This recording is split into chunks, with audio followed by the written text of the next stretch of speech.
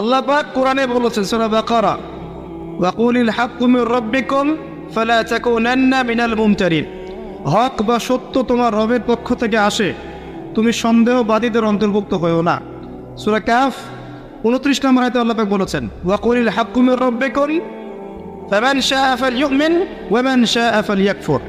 হক বা সত্য সেটাই যা তোমার রবের পক্ষ থেকে নাজিল হয়, যার ইচ্ছা হয় সে ঈমান নিয়ে আসুক, যার ইচ্ছা হয় সে অস্বীকার করুক। আমার কথা কি বুঝতে পারছেন?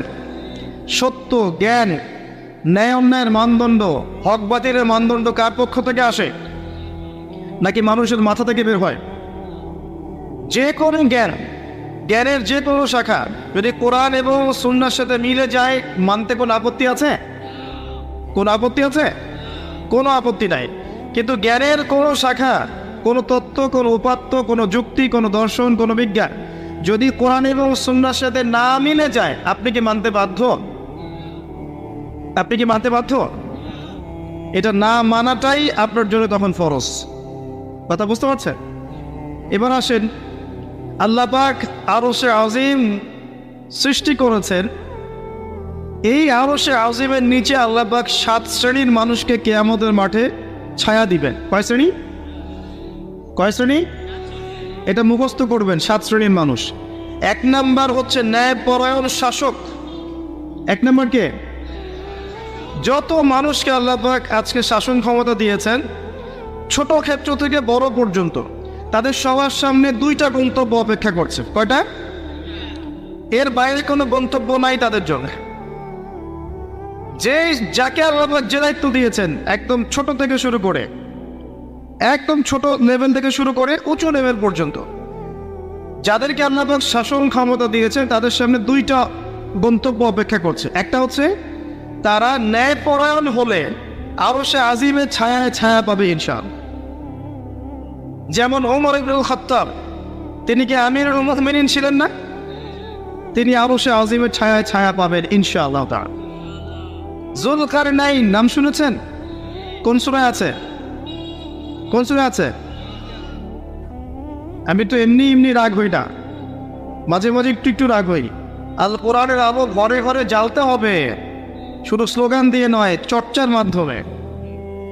কোরআনের আলো ঘরে ঘরে এমনি জ্বলবে না, প্রত্যেক ঘরে ঘরে আগে কোরআনওয়ালা মানুষ তৈরি করেন। এটা খুব কমন একটা প্রশ্ন। যুলকারনাইন আলাইহিস সালামের ঘটনা সূরা কাহফে আছে। খুব কমন প্রশ্ন, সবাই মোটামুটি জানে যারা একবার কোরআন ঘাটাঘাটি করে দেখেছে। কিন্তু আমাদের বেশিরভাগ মানুষ দেখবেন বলতে পারবে না। তাহলে কোরআনের আলো কি ঘরে ঘরে জ্বলেছে? স্লোগান দিয়ে জ্বলবে? স্লোগান দিয়ে জ্বললে নবী সাল্লাল্লাহু আলাইহি ওয়াসাল্লামকে এত মার খেতে হতো না। তার সাথে জিবরাইল আলাইহিস সালাম ছিলেন। তিনি যদি বলতেন যে মক্কার আবু জেহেল, আবু লাহাব, উতবা সাহেবাকে একটা পাখার ঝটকা দিয়ে উড়িয়ে দেন, দিয়ে মক্কায় আমাদেরকে খেলাফত দিয়ে দেন, সম্ভব ছিল? তায়েফবাসীকে 2টা পাহাড়ে পিষে ফেলা পসিবল ছিল। তারপরে নবী সাল্লাল্লাহু আলাইহি ওয়াসাল্লামকে 3 বছর গোপন দাওয়াত দিতে হয়েছে, মানুষের গালমন্দ খেতে হয়েছে, মানুষ হত্যা করার চেষ্টা করেছে, দেশ থেকে চলে যেতে হয়েছে, তায়েফবাসীর নির্যাতন সহ্য করতে হয়েছে, বদর, উহুদ, খন্দক, খায়বারের যুদ্ধ করে মক্কা বিজয় করতে হয়েছে। এমনি হয়েছে? খালি স্লোগান দিয়ে আইওয়া শোডাউন করে কাজ হবে? কোরআনের আলো ঘরে ঘরে জ্বলবে তখনই যখন প্রত্যেক ঘরে কোরআনওয়ালা মানুষ তৈরি হবে ইনশাআল্লাহ। আল্লাহ পাক এটাই বলেছেন সূরা মেবি মায়েদা, বা না হলে আমি ভুল করছি হয়তো, তবে আয়াতটা বলছি। আল্লাহ পাক বলেছে, ইয়া আইয়ুহাল্লাযীনা আমানু, হে মুমিনগণ, আলাইকুম আনফুসাকুম, তোমরা নিজেরা তোমাদের নিজেদের নফস ঠিক করো, নিজেরা নিজেদের নফসটা ঠিক করো। লা ইয়াদুররুকুম মান দাল্লা ইন ইহতাদাইতুম, যারা পথভ্রষ্ট হয়ে গেছে ওদের পথভ্রষ্টতা তোমাদেরকে ক্ষতি করবে না যদি তোমরা হেদায়েতের উপর থাকো। নিজে ঠিক হন, নিজের ঘর ঠিক করেন, বাকি সব ঠিক হবে ইনশাআল্লাহ তাআলা। নিজে ঠিক না হলে মানুষের ঘর ঠিক হবে না। আমি এই চেয়ারে বসে যদি কথা বলি এবং এই আমলগুলো আমি করতে ব্যর্থ হয়ে আমার কথা আপনার কলবে কোনো তাসির করবে না। এই কারণেই দেখা যায় কথা অনেক হচ্ছে, কাজের ফলাফল কতটুকু হচ্ছে এটা ভাবার বিষয় আছে।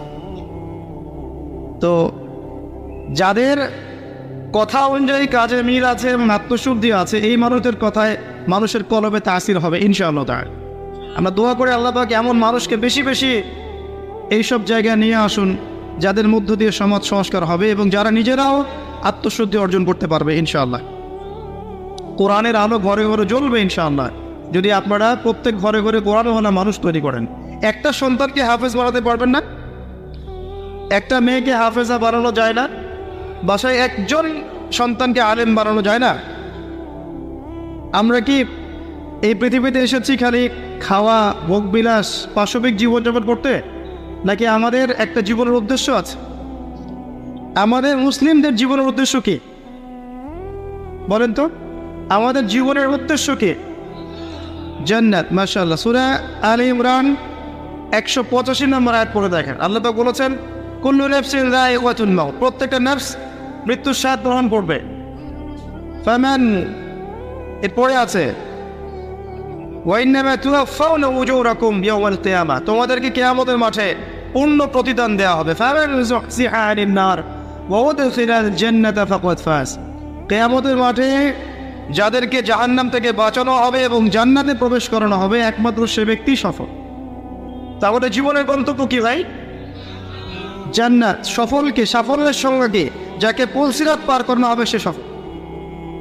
দুনিয়াতে যার বাড়ি গাড়ি, টাকা কড়ি, ব্যাংক ব্যালেন্স আছে, সম্পত্তি আছে, ক্ষমতা আছে, এই যে সফল, কোনো গ্যারান্টি আছে? কোনো গ্যারান্টি নাই। যে ব্যক্তি কিয়ামতের মাঠে পুলসিরাত পার হতে পারবে এই ব্যক্তি সফল। আর কে পার হতে পারবে? যে ব্যক্তি সূরা জারিয়াতের 56 নম্বর আয়াতের উপর আমল করবে। আয়াতটা কি? ওয়ামা খালাকতুল জিন্না ওয়াল ইনসা ইল্লা লিয়াবুদুন, আমি মানুষ এবং জিনকে শুধুমাত্র আমার ইবাদত করার জন্য সৃষ্টি করেছি। তো পৃথিবীতে যে আল্লাহর ইবাদত করবে, যার জীবনের গন্তব্য ঠিক রাখবে, সে ব্যক্তি সফল, আর কেউ সফল না। তা আমাদের উদ্দেশ্য কি ভাই? খালি বিয়ে করা, ঘর সংসার করা, বাচ্চা পয়দা করা, মারা যাওয়া? যাদের সমস্যা হচ্ছে আল্লাহর ওয়াস্তে এখান থেকে চলে যান প্লিজ।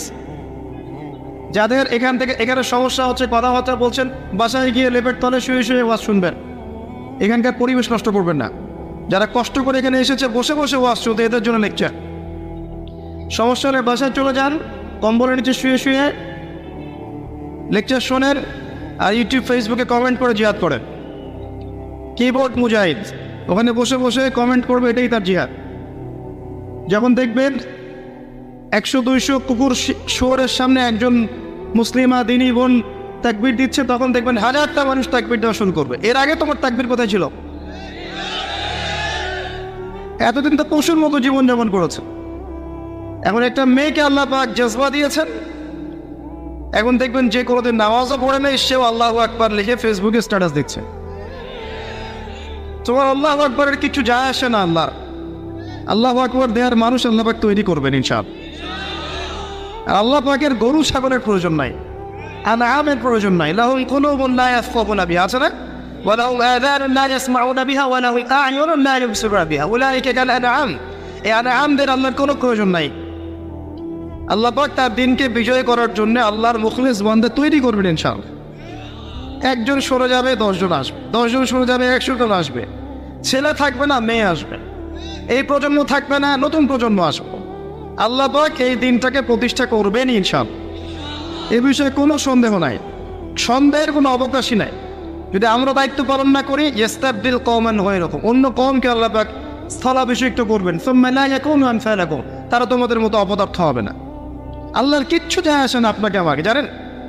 এই যে আমরা বেঁচে আছি, দুনিয়ার বোঝা হয়ে বেঁচে আছি।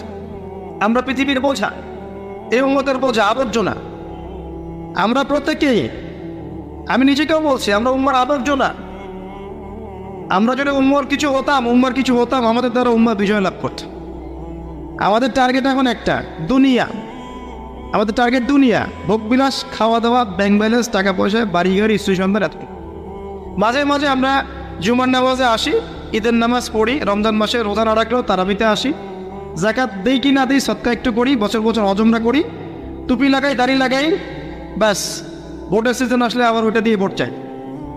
এই হলো আমাদের চরিত্র। আমাদের আল্লাহর কোনো প্রয়োজন নাই। আল্লাহ পাক বলেছেন ইন তানসুরুল্লাহ ইয়ানসুরকুম, তোমরা যদি আল্লাহকে সাহায্য করো তখন আল্লাহ তোমাদেরকে সাহায্য করবেন।